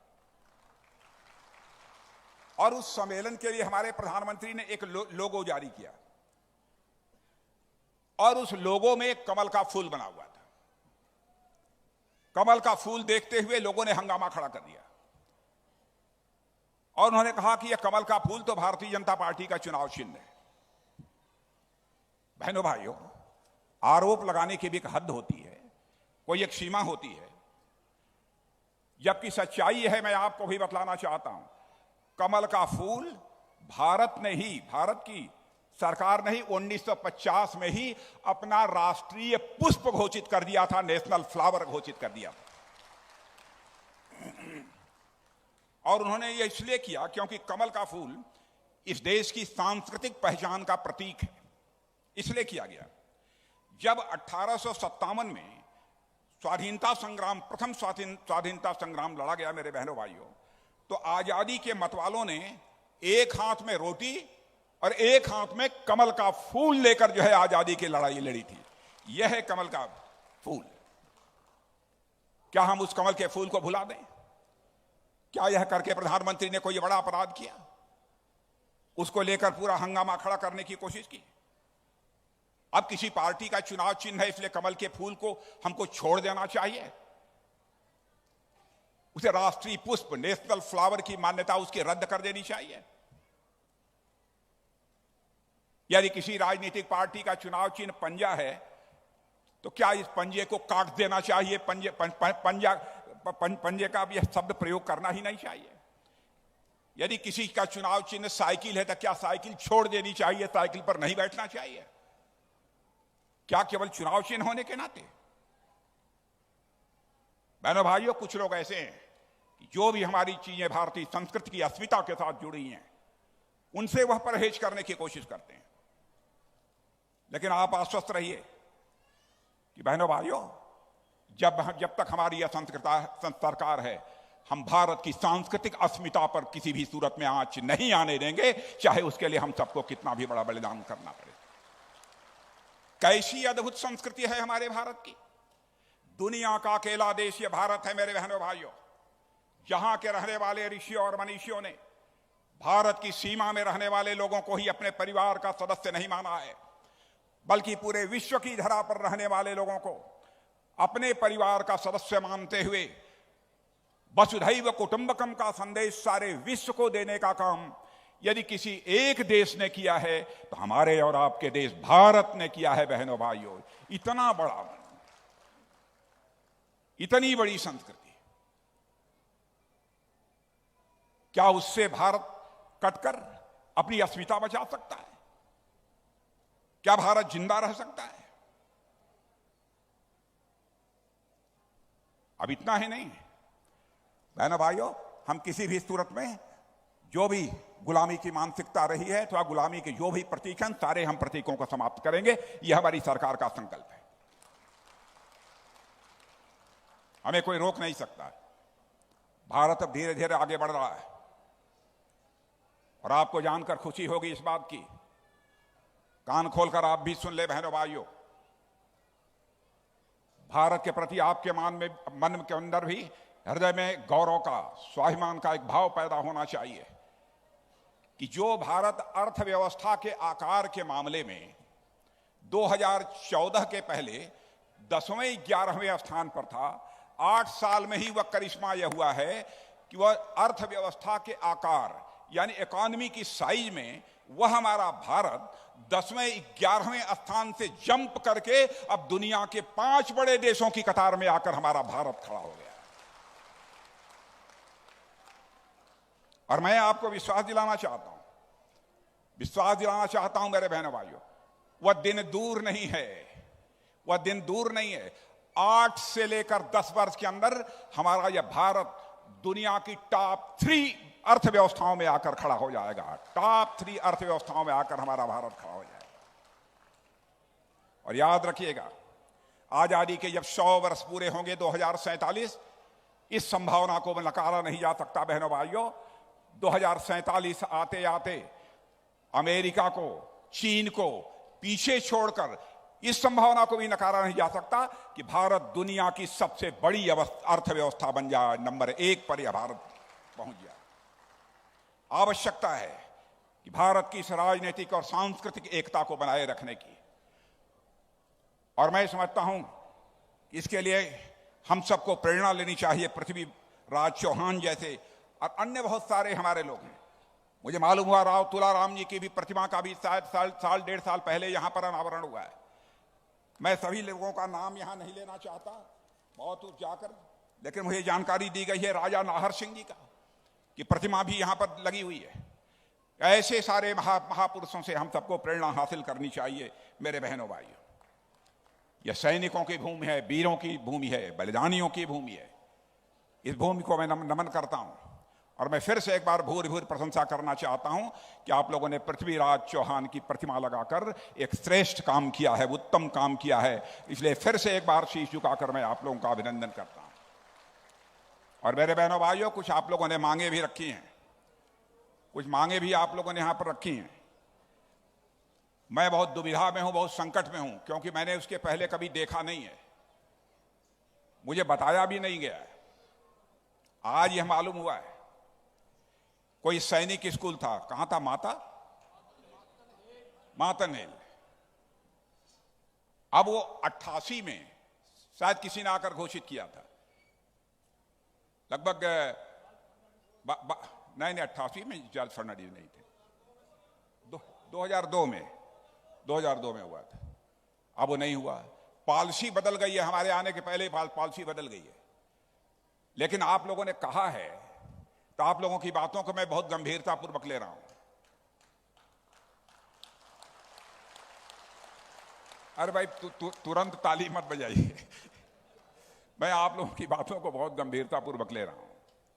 मैं जाकर देखूंगा क्या है, अब हमको जानकारी है नहीं, यहां आने पर जानकारी मुझे हुई है, जाकर मैं देखूंगा, रंश मात्र भी यदि गुंजाइश होगी तो जरूर मैं उस काम को करूंगा। लेकिन फिर से ध्यान से सुन लीजिएगा, क्योंकि राजनाथ सिंह ने अपनी जिंदगी में राजनीति जनता की आंखों में धूल झोंक कर कभी नहीं किया है।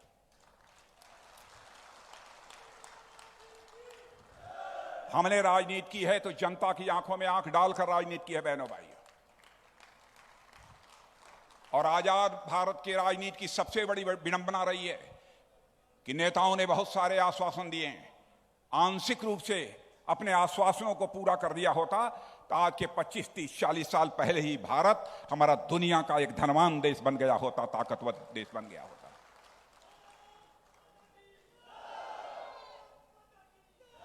कथनी और करनी में अंतर लाकर जो भारत की राजनीति में विश्वास का संकट पैदा हुआ था, हम उस विश्वास के संकट को नहीं पैदा होने देना चाहते। विश्वास के संकट को हमारी सरकार ने एक चुनौती के रूप में स्वीकार किया है। हम लोगों ने अपनी घोषणा पत्रों में भी जो कहा उसे किया, और मैं तो दावे के साथ कहता हूं कोई मां का लाल बतला दे कि आपने ये कहा था उसको नहीं किया। तो आज भी जो मैं कह रहा हूं, नाप तौल कर मैं बोल रहा हूं कि मैं जाकर देखूंगा, और इतनी सी भी कोई गुंजाइश, कोई रास्ता यदि निकलेगा तो उस रास्ते से मैं निकलकर इसको करने की कोशिश करूंगा। हाँ तो ताली बजाइएगा या धीरे से बजाइएगा।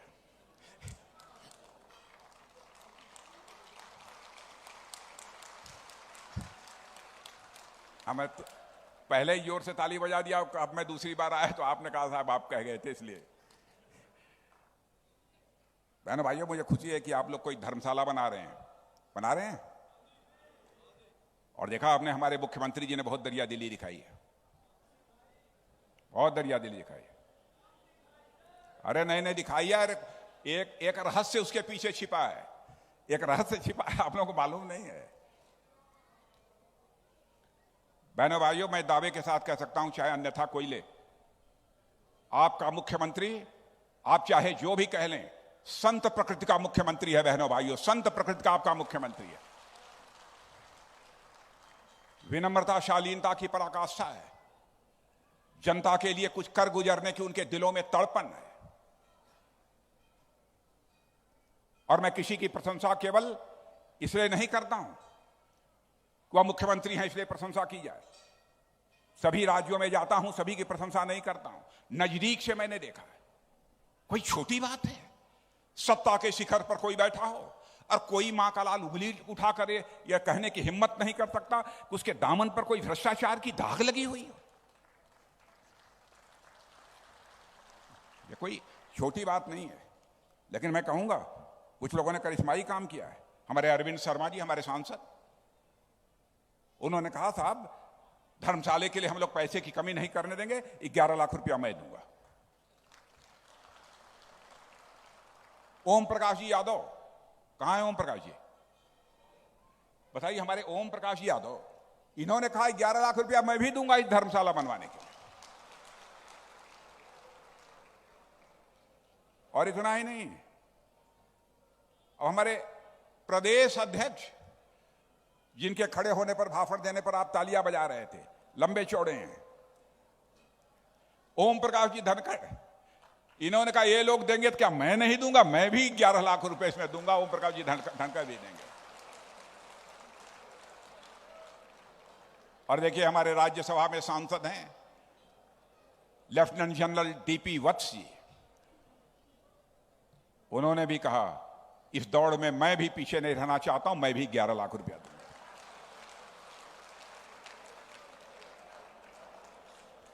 और सब तो सब, एक आपके विधायक संजय सिंह ने भी कहा कि हम 11 लाख रुपया हम भी देंगे।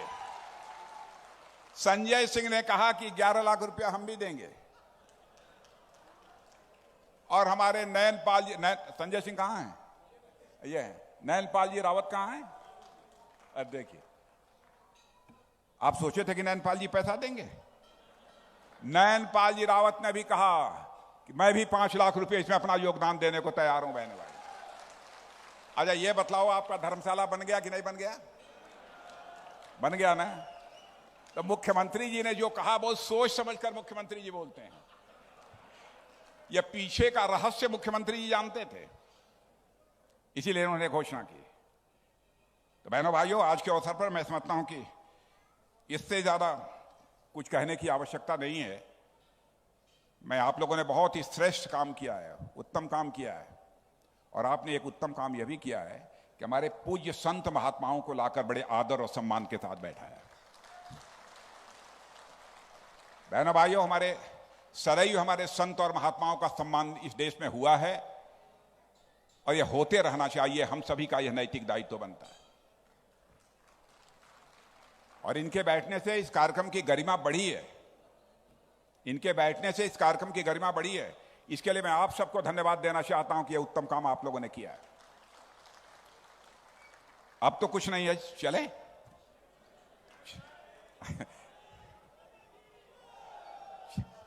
चलें अब चलें कि ना चलें? अरे भाई पीछे के लोग बतलाइए, चला जाए कि ना चला जाए? नहीं चला जाए। नहीं चलते हैं, फिर आएंगे। नहीं, आप लोगों ने खाने पीने की कोई व्यवस्था नहीं की है, मैं चल रहा हूं।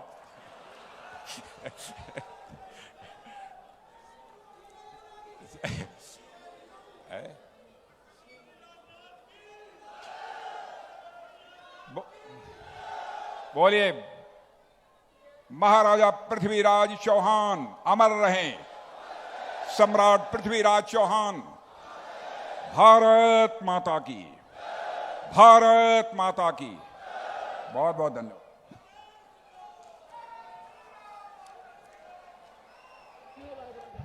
आज के हमारे मुख्य अतिथि ठाकुर राजनाथ सिंह जी समेत सभी अतिथियों का और आप सब जो आए देश के, प्रदेश के सभी हिस्सों से आपका आभार व्यक्त करने के लिए मैं झज्जर के जिला अध्यक्ष विक्रम जी से अनुरोध करूंगा कि वो मंच पर आएं और सभी अभ्यागतों का अभिवादन करें, धन्यवाद करें।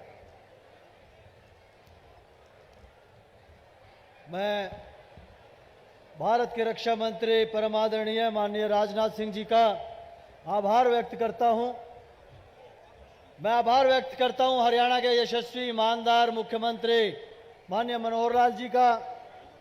मैं आभार व्यक्त करता हूं भारतीय जनता पार्टी के यशस्वी और जुझारू प्रदेश के अध्यक्ष ओम प्रकाश धनखड़ जी का।